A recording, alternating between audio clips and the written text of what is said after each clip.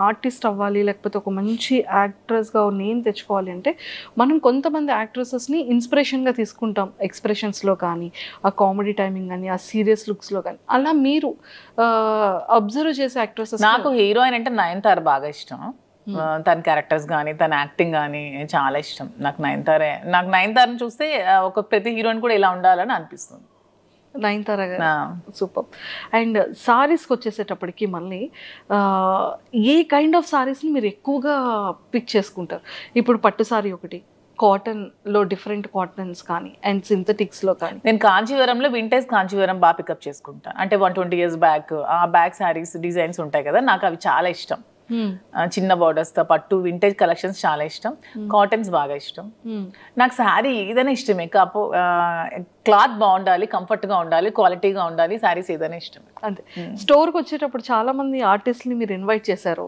And వాళ్ళు ఏ kind of సారీస్ని ఎక్కువగా pick చేసుకుంటూ ఉంటారు నేను ఎవరిని ఇన్వైట్ చేయలేదు ఇంతవరకు వాళ్ళంతా మమ్మల్ని మెచ్చి మా అభిమానులుగా వచ్చారు ప్రతి ఒక్కరు మేమైతే ఒక నిధి అగర్వాల్ని ఓపెనింగ్ పిలిచాం ఆ ఓపెనింగ్ కూడా పిలిస్తే మేము ఓపెనింగ్కి వెళ్ళామని చాలా మంది అనుకున్నారంట శ్రీనివాస్ గారు నేను సో మేమే ఓపెనింగ్ చేస్తే బాగుండేదని అనుకున్నాం తర్వాత సో మేము ఎవరిని కూడా పిలవలేదు ప్రతి ఒక్కరు కూడా వాళ్ళ ఓన్ ఇంట్రెస్ట్తోనే మా దగ్గరికి వచ్చారు మమ్మల్ని అభిమానిస్తూనే వచ్చారు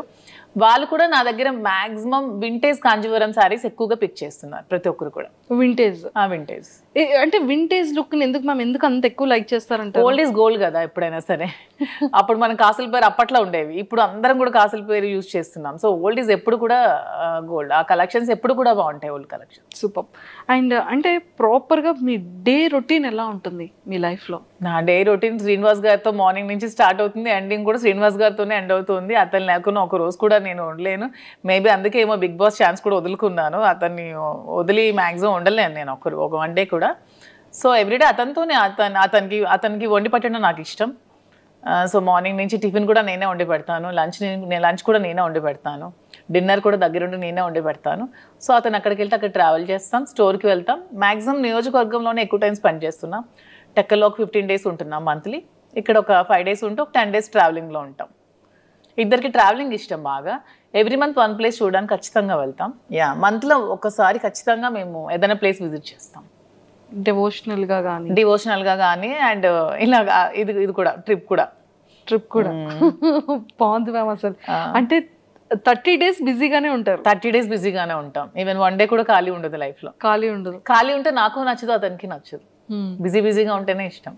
అండ్ ఈ అప్ అండ్ డౌన్ ట్రావెలింగ్స్కి ఎప్పుడు ఇరిటేటింగ్ అవ్వడం అస్సలు ఇరిటేటింగ్ ఉండదు శ్రీనివాస్ గారు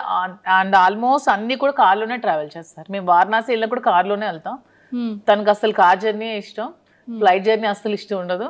ఆల్మోస్ట్ కార్లో 4-5 days ట్రావెల్ చేస్తూనే ఉంటాం మధ్యలో ఆగుతూ వెళ్తూ అలాగా ఆల్మోస్ట్ కార్ జర్నీ చాలా ఇష్టం తనకి సూపర్ జర్నీ అక్కడ బోర్గా అనిపించదు మా జర్నీ అసలు బోర్ అనిపించదు నాకు ఇంతవరకు అనిపించలేదు ఈ 4 years సూపర్ అండ్ మ్యామ్ అంటే వెళ్తారు వర్క్ చేస్తారు స్టోర్కి వెళ్తారు వస్తారు అంటే ఎక్కడ అలసట అనిపించదు మళ్ళీ కుకింగ్ కానీ ఏం అనిపించదు మధ్యలో పర్చేస్కి వెళ్తూ ఉంటాం ఓకే వీవర్స్ దగ్గరికి వెళ్తాం శారీస్ వీవింగ్ చేయించుకుంటాం కలర్ కాంబినేషన్స్ అవన్నీ శ్రీనివాస్ గారు నేను వీవర్స్ దగ్గరికి వెళ్ళినప్పుడు కూడా నాతో వస్తారు అంటే ఎందుకు అంత ఎఫెక్షన్ మ్యామ్ అంటే ఏంటో మా ఇద్దరికి జన్మల బంధం ఏదో మిగిలిపోయి మళ్ళీ రుణానుబంధం కలిసేమేమో అనిపిస్తుంది ఇద్దరికి కూడా అవునా ఓకే సో అంటే లైక్ సార్ ఎలా రియాక్ట్ అంటే సార్ లవ్ ఎఫెక్షన్ ఎలా చూపిస్తారు అంటే మీది ఎలా ఉంటుంది సార్ లవ్ ఎఫెక్షన్ చూపించడం రాదు తనకి మనసులో చాలా ప్రేమ ఉన్నా సరే బయటకు అసలు చూపించలేరు నేను బాగా ఎక్స్ప్రెసివ్ ఎక్కువ ప్రేమ చూపిస్తాను తనకి లోపల చాలా ప్రేమ ఉంటుంది కానీ చూపించడం అస్సలు రాదు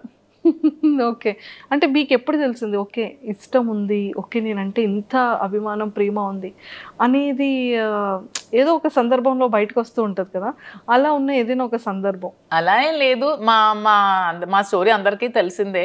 పరిస్థితుల ప్రభావం నుంచి మా ఇద్దరం కలిసి ఉండాల్సి వచ్చింది కలిసి ఉండిన తర్వాత ఒకరి మీద ఒకరికి ప్రేమ పుట్టి అలా ట్రావెల్ చేస్తూ వచ్చాం మీరు ఎప్పుడైనా సరే ఒక 1 day or 2 days if in case sir అక్కడ ఉండి మీరు ఇక్కడ ఉండే సిచ్యువేషన్ వస్తే అప్పుడు అదే ఇంతవరకు రాలేదు అతను మ్యాక్సిమం ఉండలేరు బాగా డిపెండెంట్ అయిపోయారు సో నేను లేకుండా మ్యాక్సిమం ఉండలేరు అదే చెప్తున్నాను కదా నేను ఏమంటే కొంచెం నాకు ఇంట్రెస్ట్ ఉంది బిగ్ బాస్ మీద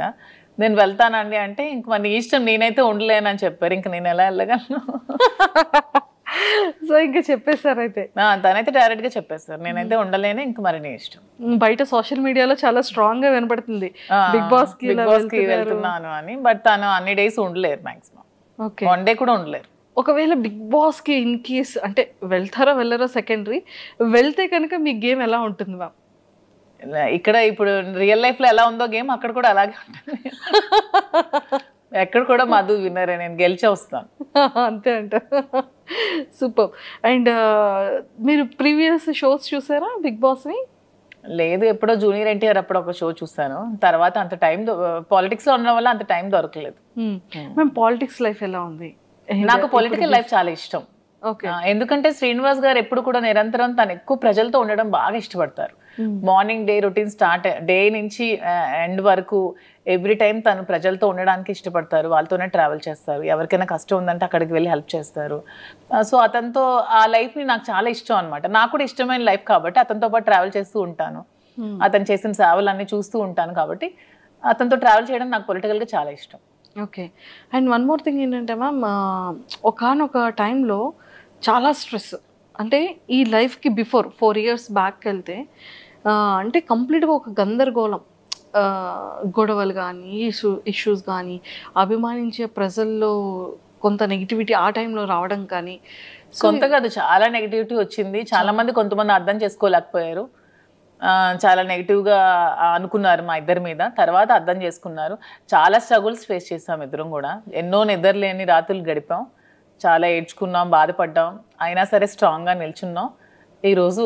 మాకు ఖచ్చితంగా అందరు ఆదరాభిమానాలు మేము గెలుచుకొని అందరి సపోర్ట్ మాకు వచ్చింది, ఇప్పుడు మేము హ్యాపీగానే ఉన్నాం. సూపర్. అంటే ఆ టైం స్ట్రగుల్ పీరియడ్లో మ్యామ్ ఒకరికొకరు సపోర్ట్ లేకపోతే ఏది ముందుకెళ్ళదు అసలు. ఇద్దరు ఎవరొకరు కాంప్రమైజ్ అయిపోయినా కూడా